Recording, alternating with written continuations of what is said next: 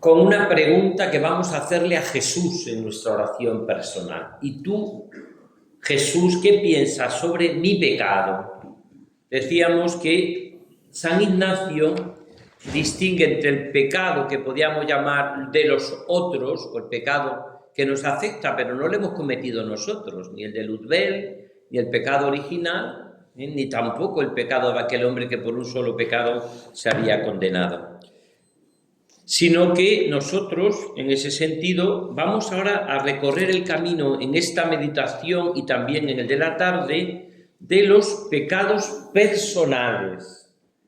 En este sentido, esta meditación, que es, yo creo que nos puede ayudar muchísimo, es preguntarle a Jesús qué piensa él sobre mis pecados. Era yo un hombre tan pequeñito y ya tan grande pecador. Y en estos pecados personales es bajar a nuestro sótano, que decía San Ignacio, a nuestro interior. Y para eso yo creo que nos puede ayudar mucho este texto de Juan. Sabéis que Juan, decía el evangelista Juan, decía Evagrio Póntico, que era el evangelista más profundo y más que se ha metido en el misterio del amor de Dios y del amor de Jesucristo, porque ha escrito el Evangelio, decía Evagrio Póntico, recostando la cabeza sobre el corazón de Jesús, sobre el pecho de Jesús.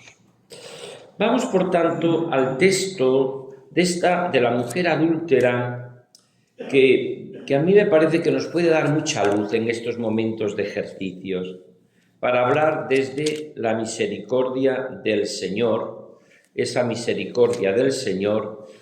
El texto es Juan 8, texto muy conocido, la mujer adúltera, la mujer pecadora, y a mí me da mucho juego, sobre todo para hacer algo que está también en los ejercicios.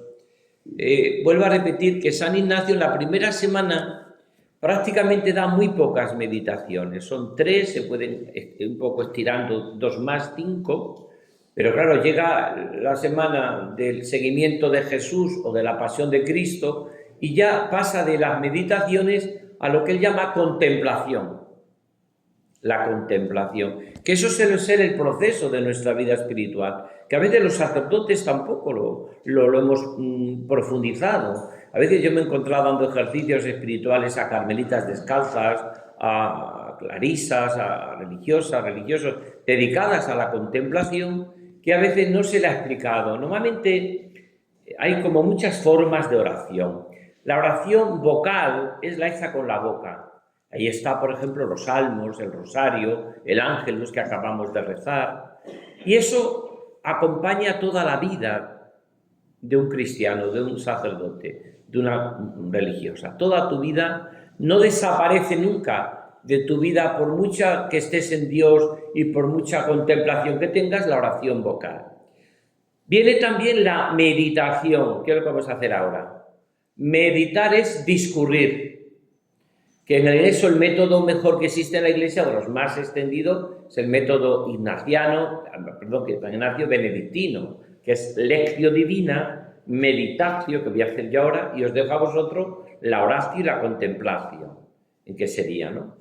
Después de la meditación, y esto es lo que a veces San Juan de la Cruz lo explica maravillosamente, dice que después de algunos años meditando, 8, 15, 20 años, depende cada uno, uno llega a lo que se llama una contemplación adquirida, que suele suceder con estas preguntas en nuestra vida, con este interrogante: he perdido ya la vida de oración. Ya no oro como cuando estaba en el seminario, con qué fervor, o en el noviciado. Ahora me pongo delante de Dios, me aburro, me cansa, casi se me caen los libros de las manos.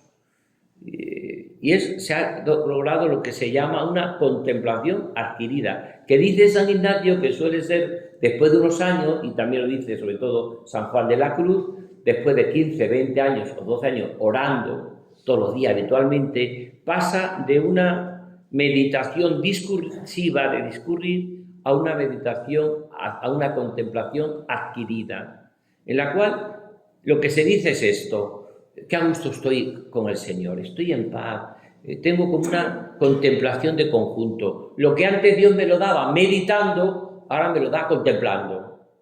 Y eso es un poco, yo estoy seguro que todos los que estéis aquí ya tenéis esta expresión y esta meditación adquirida. Y luego tiene lugar lo que se llama una contemplación infusa, que sería la última realidad, que es que Dios te infunde esa vida contemplativa y que se puede dar y se da. En muchos santos se ha dado, en otros no. La contemplación infusa. Me acuerdo con un jesuita que hizo un día un viaje de estos largos en el tren, de estos viajes en trenes bastante malos y tal, bastante pocos. Yo me acuerdo que él se sentó enfrente de mí, había también más gente allí en el vagón, y él pues se puso así y estuvo a las 8 horas. Yo noté, digo, este hombre tiene la contemplación infusa porque está infundida, es decir, es que no pestañeaba, ¿no? Se le veía allí, se puso, y las 7 o 8 horas que los demás lo pasamos levantando, mirando, porque es así interminable el viaje, pues él lo hacía con una... estaba como lleno, se puede dar y se da, de hecho, ¿no? Entonces nosotros vamos ahora con el objetivo de esta primera semana, que es descubrir mi pecado a la luz y al abrazo de la misericordia de Dios. Y vamos a entrar en los pecados personales, con una pregunta. ¿Y tú, Señor, qué piensas de mis pecados? Era yo un hombre pequeñito y ya tan grande pecador. Y para eso os aconsejo que leáis el texto de Juan 8 con el comentario y la meditación que yo voy a hacer, que no va a ser muy larga, para que podamos dejar otra hora, que podáis estar, gracias a Dios, otra hora de oración personal para cumplir esas 5 horas que nos habla San Ignacio y podamos luego hacer el almuerzo en su momento. Vamos a ver qué hacía Jesús, cómo vivía Jesús, que es un poco lo que nosotros tenemos que tratar de vivir con sus mismos sentimientos. Jesús se fue, estoy leyendo Juan 8, Jesús se fue al monte de los olivos. San Lucas va a decir una frase cuando hable del texto de Getsemaní. Como de costumbre, Jesús fue a orar al huerto de los olivos, a Getsemaní, que significa literalmente lugar de la trituración, significa la palabra Getsemaní. Aquí va Jesús al monte de los olivos a orar. Jesús no tenía casa en Jerusalén. Él no tenía donde declinar la cabeza. Por lo tanto, cuando él iba a Jerusalén, ¿cuál era el recorrido que hacía? Entraba por Betania, la casa de los amigos, y de Betania, que hasta hace poco había hasta los caminos, ahora ya se ha puesto el famoso muro ese muro que hay, que recorre casi todo Jerusalén, que tantas veces dijo Juan Pablo II, dejaros de muros y hacer puentes, que es lo que tenemos que hacer, puentes, ¿no? Pero hicieron muros, ¿no? Y ahora tiene que darse una vuelta para ahí. Pero antes de Betania al Monte de los Olivos había unos 2 o 3 kilómetros y Jesús iba por aquellos caminos, ¿no? Iba por aquellos caminos. Ahora, ¿qué hacía Jesús después de ir a Betania? Pasaba la noche probablemente en esas cuevas del Huerto de los Olivos o de Getsemaní y desde allí iba al templo a orar.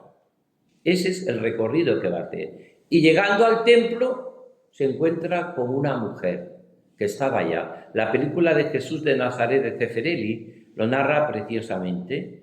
Jesús va allí, se pone y llega esta mujer sorprendida en flagrante adulterio. Ese es el texto. Esa es la composición del lugar que podemos decir que es el método que tiene San Ignacio en los ejercicios espirituales. Cuando se dice cuál es la metodología ignaciana de la oración, es meterse en la escena. Composición del lugar, podríamos decir, ¿no? Entonces ya tenéis la composición del lugar. Jesús probablemente viene de Betania, donde ha estado con los amigos, Marta, María y Lázaro, va por esos caminos, sube hasta el monte, allí está con los discípulos en la oración y desde allí al amanecer baja al Monte de los Olivos.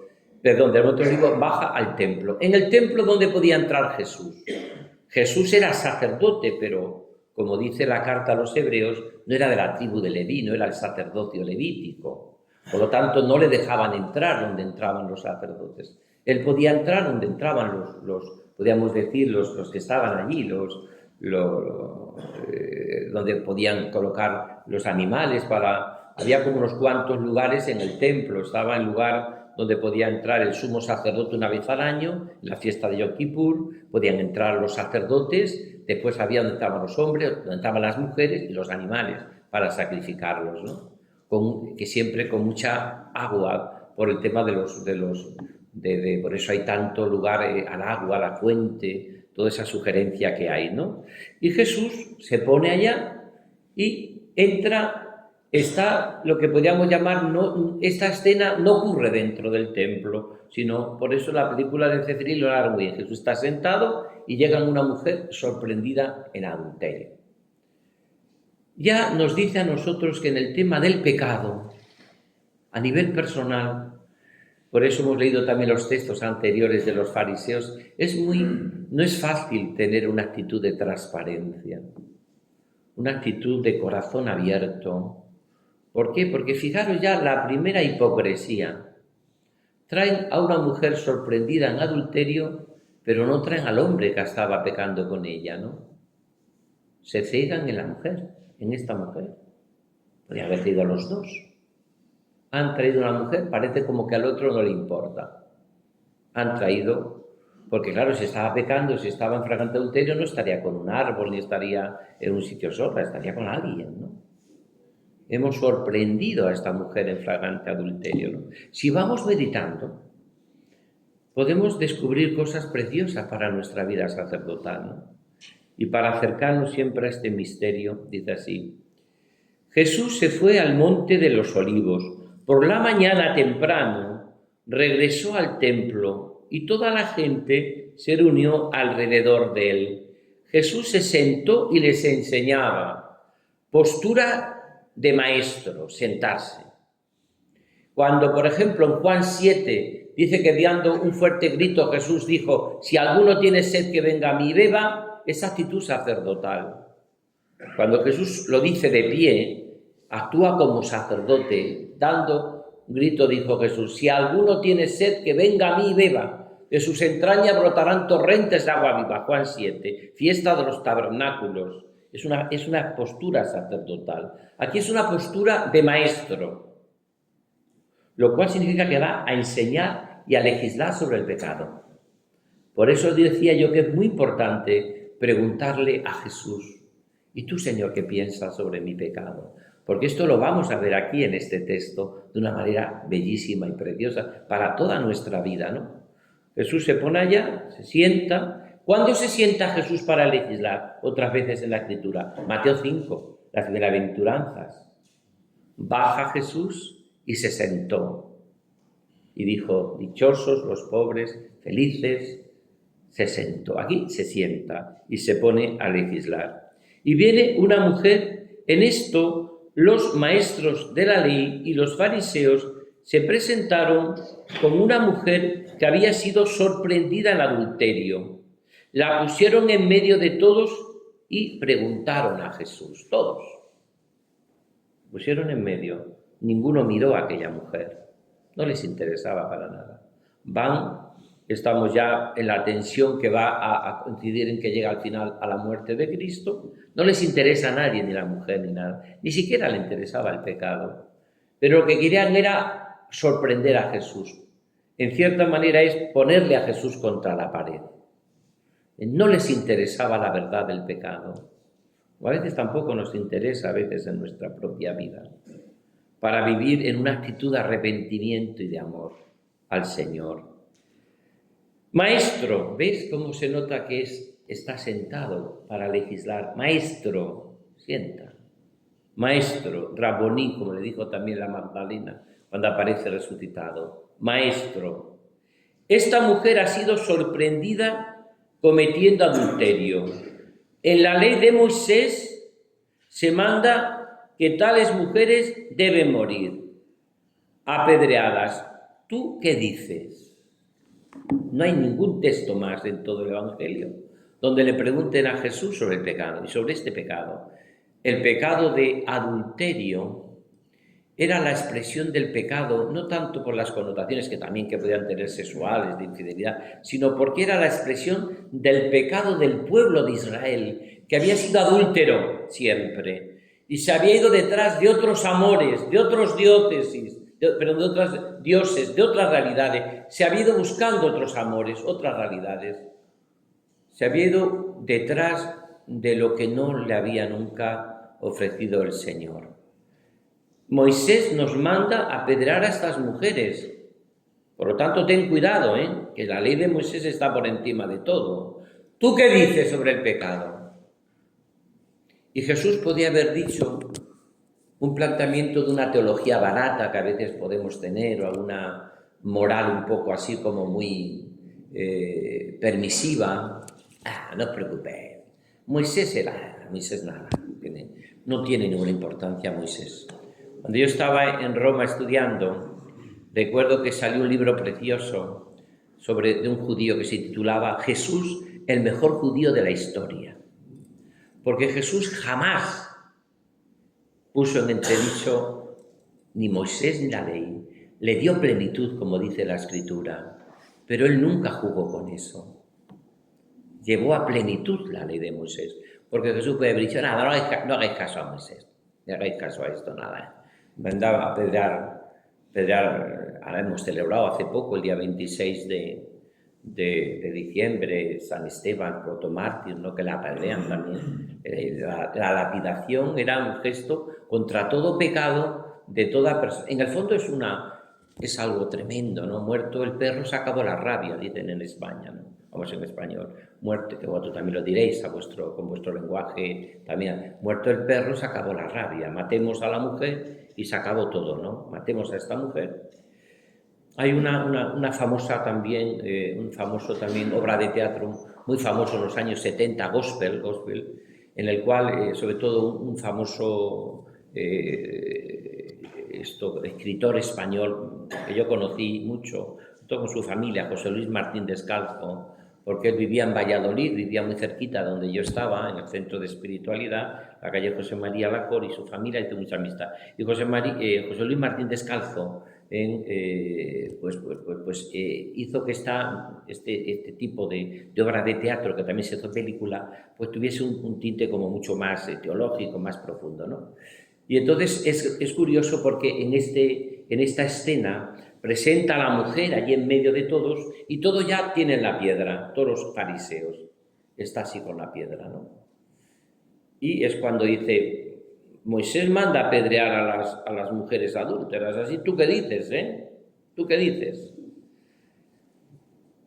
Y la obra de teatro empieza cuando Jesús dice, si alguno esté libre de pecado, que tire la primera piedra. Todos sueltan la piedra y hay una sevillana muy española, una sevillana muy andaluza que dice, Arenal de Sevilla y olé Torre del Oro. Y sueltan todos la piedra, ¿no? O sea, ante esa postura de Jesús, si alguno está libre de pecado, que tire la primera piedra. Pero, fijaros, es un poco todo el tema de los ejercicios espirituales, ¿no? Lo primero que hace Jesús ante el pecado, primero silencio. No contesta al principio. Silencio. Es una frase que tiene también el hermano Rafael, San Rafael Ana y Barón, que decía, silencio en los labios, cantares en el corazón. Primero silencio. Silencio de Dios ante mi pecado. Silencio que no es complicidad, sino respeto. Dios se acerca al pecado del hombre, se acerca a mi vida de una manera tan misericordiosa, tan profunda. Silencio de Dios. Segundo, se pone al nivel de la mujer. En cierta manera se arrodilla ante ella. Es un poco la postura de Jesús en la última cena, tan sacerdotal, el Jueves Santo, que celebramos los misterios de nuestra vida sacerdotal. Se pone de rodilla para escuchar. Ningún fariseo la había escuchado, ni la había mirado, ni le interesaba aquella pobre mujer, ni le interesaba lo que estaba viviendo. Pero Jesús primero guarda silencio. Silencio que no es desinterés, es dejar que hable el corazón.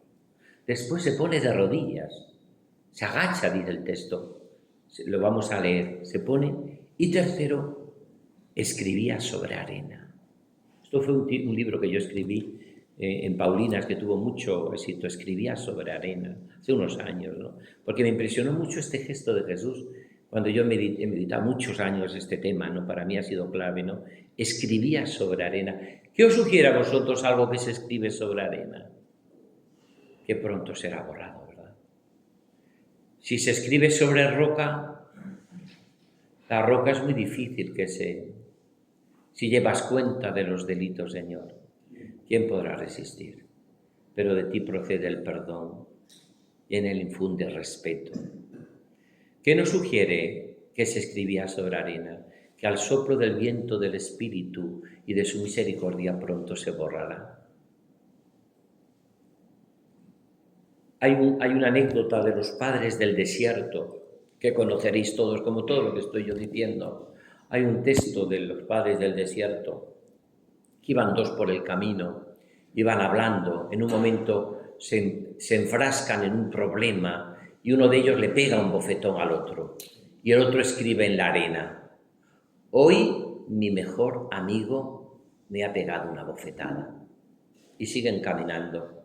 Llegan a un oasis, hay un día de calor fuerte, se va a bañar, este amigo se hunde en las arenas movedizas del desierto y este amigo, después de luchar 2 horas tratando de sacarlo, le saca. Y cuando sale, con un cincel escribe en una roca del desierto: hoy mi mejor amigo me ha salvado la vida. Y dice: no te entiendo. Esta mañana, en un momento, te he dado una bofetada, he tenido contigo una postura violenta y lo has escrito en la arena. Y esta tarde que te he salvado la vida, lo has escrito sobre la roca. ¿Por qué has hecho esto? Dice: porque esto es la sabiduría de la vida, que está reflejado en este texto del Evangelio. Lo que no merece la pena, hay que escribirlo sobre la arena, para que se borre lo más rápido posible. Y para que la memoria de ese pecado, de esa miseria, no acabe con mi vida. Porque es propio de lo que decíamos ayer, de ese amor diabólico, el destrozar a la persona. Dios, siempre que te hace descubrir tu pecado, te deja abierta la puerta de la misericordia para la esperanza. El diablo nunca. Ese oscuro, que decíamos, ese lado oscuro del poder diabólico, siempre es que destroza a la persona. Destroza a la persona. ¿Y cuántas vocaciones han perdido? ¿Cuánta gente? Porque han pensado: ya mi vida no tiene solución. Por eso lo que no merece la pena en la vida conviene que se escriba sobre arena. Y lo que merece la pena, que es el amor de Dios, su ternura, su misericordia, su confianza, todo lo que estamos viendo en este momento de pecado y misericordia, lo tengo que escribir en mi corazón a fuego, al fuego del Espíritu, para que nunca se olvide, nunca se me olvide, porque nunca se debe olvidar en nuestra vida la misericordia infinita de Dios. Que esto es la verdad. Estamos viendo un texto, un pasaje evangélico. No es palabra solo de una metodología, como puede ser el método ignaciano de San Ignacio o de Santo Domingo o de los grandes místicos o de grandes santos. Entonces están todos preparados. Fijaros, dice: maestro, esta mujer ha sido sorprendida cometiendo adulterio. En la ley de Moisés se manda que tales mujeres deben morir apedreadas. ¿Tú qué dices? A mí esto me impresiona mucho también por la Virgen, nuestra Madre. No sé si habéis leído el libro de Carlo Carretto, que fue un gran...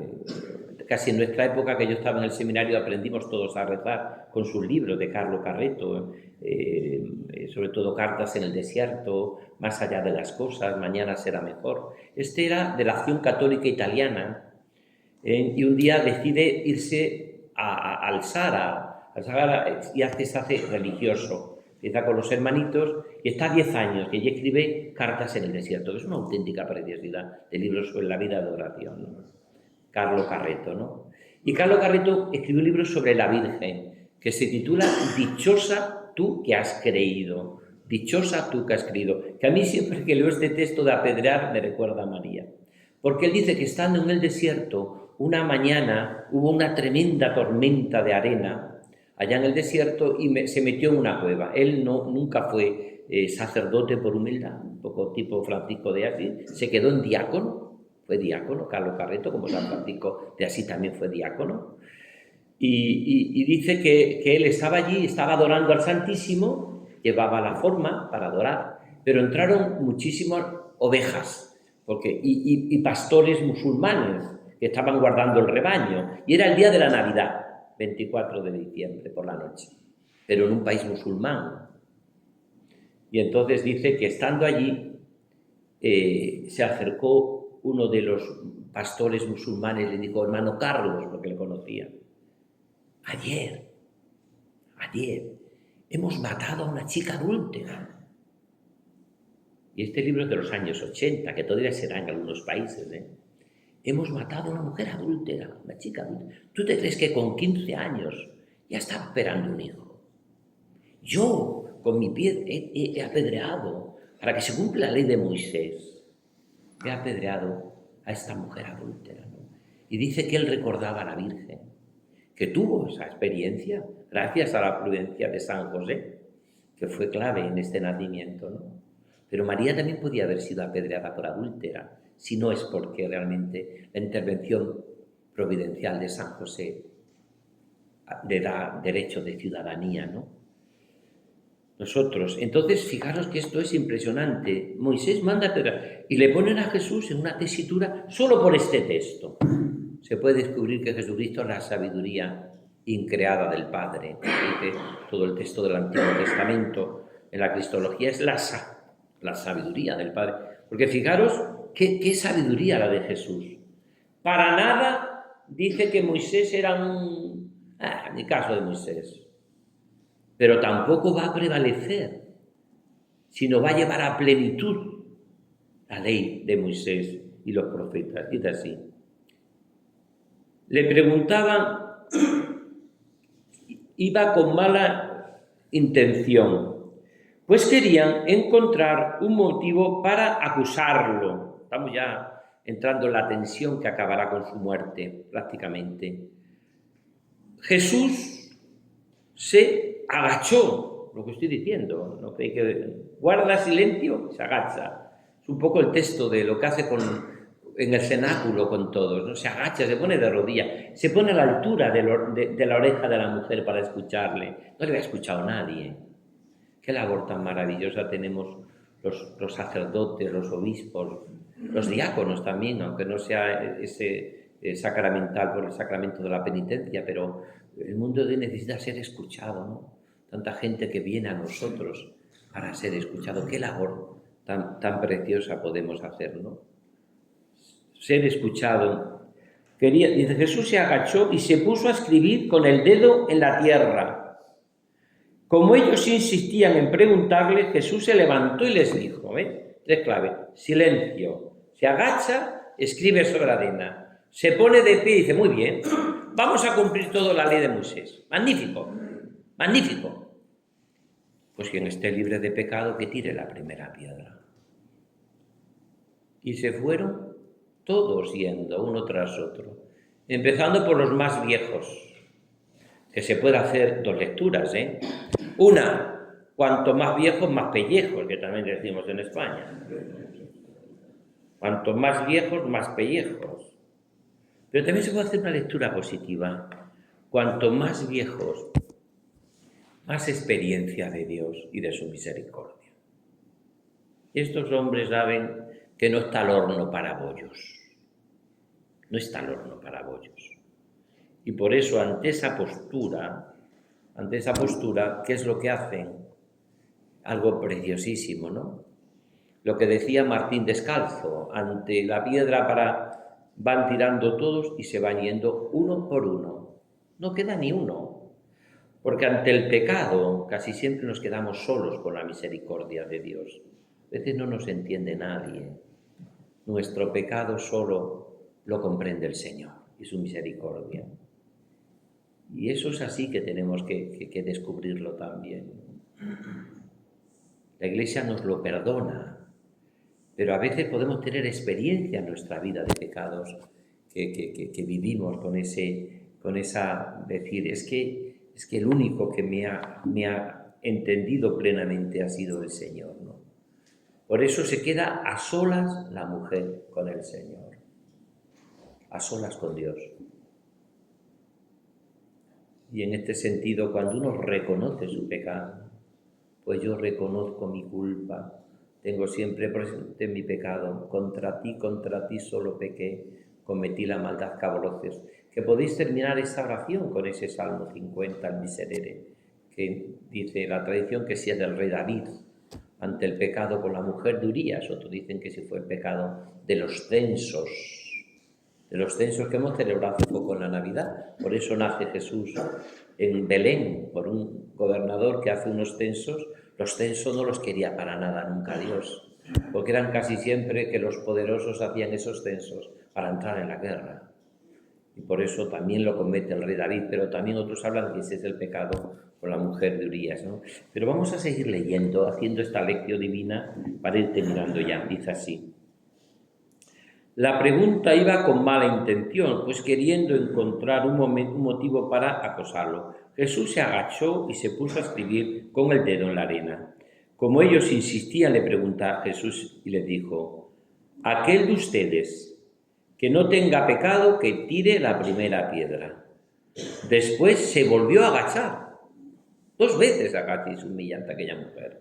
Normalmente dicen que cuando el Evangelio de Juan repite 2 veces una idea es porque es muy importante esto. Se volvió a agachar, como cuando dice Juan 2 que se convierte el agua en vino en las bodas de Caná. Era un vino bueno.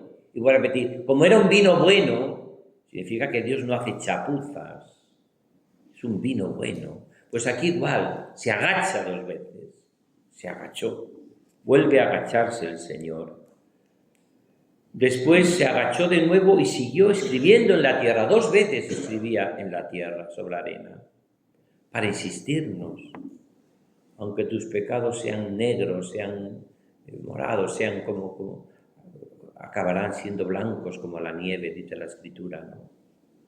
Claro, esta idea que tiene el amor de Dios de santificarnos, el problema que tenemos nosotros es pensar que nuestra vida ya no tiene solución. Ya es distinto. ¿Qué voy a aspirar yo? Con todo lo que yo he vivido, aunque bueno, pues sí, empecé con mucho fervor, pero luego ya me he ido poco a poco desenganchando. ¿Y qué voy a hacer, no? Y a veces Dios tiene estos ejercicios espirituales, unos ejercicios, un retiro, una cruz que permite en nuestra vida, un sufrimiento, un fracaso, una experiencia en mi vida en el cual el Señor es como si me tratase de volver a conquistar en su corazón. Sigo leyendo. Al oír esto se fueron uno tras otro, comenzando por los más viejos, y dejaron solo a Jesús con la mujer, que continuaba allí frente. Jesús se levantó y le preguntó: ¿dónde están? ¿Dónde están tus acusadores? ¿Ninguno de ellos se ha atrevido a condenarte? Ella le contestó: ninguno, Señor. Fijaros que esta es la idea que yo estoy diciendo sobre el pecado y la misericordia. El Señor tiene en cuenta mi pecado, pero no es acusador como es el diablo. Por eso va a decir algo precioso. Ha sido derribado el acusador, el que nos acusaba delante de Dios de día y de noche, dice el Apocalipsis. Ha sido derribado el acusador. Dios no nos acusa. Por eso siempre nos deja abierta la puerta de la misericordia. Es la conciencia la que me dice mi pecado, y es bueno tener conciencia de pecado. Si no fuese así, ¿por qué la Iglesia en todas las misas nos va a recordar que para participar con fruto en la Eucaristía tenemos que reconocer que somos pecadores? Si a veces os pasará a vosotros como me pasa a mí, que celebro muchos domingos, 3 y 4 misas, muchos domingos. Y digo, si es que entre una misa y otra no me da tiempo a pecar. No sé, porque tengo que reconocer que os he dicho, la reconozco el primer momento y ya está. Ya está. Una vez al mes. Pero en el fondo es porque el fruto de mi vida está en cómo yo vivo, cómo vive esta mujer, ¿no? Fijaros que Jesús le viene a decir: ¿dónde están tus acusadores? el que nos acusaba delante de Dios de día y de noche. ¿Dónde están tus acusadores? Con el diablo a la cabeza, el mundo, el demonio y la carne. ¿Dónde están tus acusadores? Y la mujer mira. Seguramente que si no está por la misericordia de Dios, se hubiese pegado esta mujer cabezazo contra la pared y hubiese dicho, venga que me maten si ya estoy acostumbrada, así que lo estaba esperando hace tiempo. Pero solo el Señor la salva, solo el Señor la reconcilia, solo el Señor le da esa esperanza y esa misericordia de Dios, que en el fondo, vuelvo a repetir, la misericordia del Señor es creer que en mi vida tengo que tener la esperanza de que toda mi vida desde Dios tiene solución. El día que yo crea que mi vida desde Dios no tiene solución, ese día he perdido la confianza en su misericordia. Y he empezado a vivir de mi propia fuerza, de pensar que soy yo y nada más que yo, cuando uno descubre que es la misericordia infinita de Dios lo que hace que mi vida siempre tenga esperanza. Título de estos ejercicios, razones para la esperanza. La principal es el amor de Dios. Y eso es lo que el mundo capta maravillosamente. Porque a veces pensamos, bueno, pues este acontecimiento, esta realidad, bien, yo no digo que Dios escribe derecho con un reloj torcido, pero el Señor hace maravillas cuando yo me pongo en sus manos con una infinita confianza. Recordad lo de Bernanos en Diario de un cura rural. Llegan momentos en la vida en que lo más fácil sería odiarnos, pero es lo más antievangélico que existe. Dios nunca nos enseña a odiarnos, ni Jesús, a odiarnos. Y algunos piensan que eso es hasta humildad. Eso nunca provoca a Dios. No le provoca a Dios a esta mujer que se mire con odio, sino que se mire con los ojos de misericordia del Señor.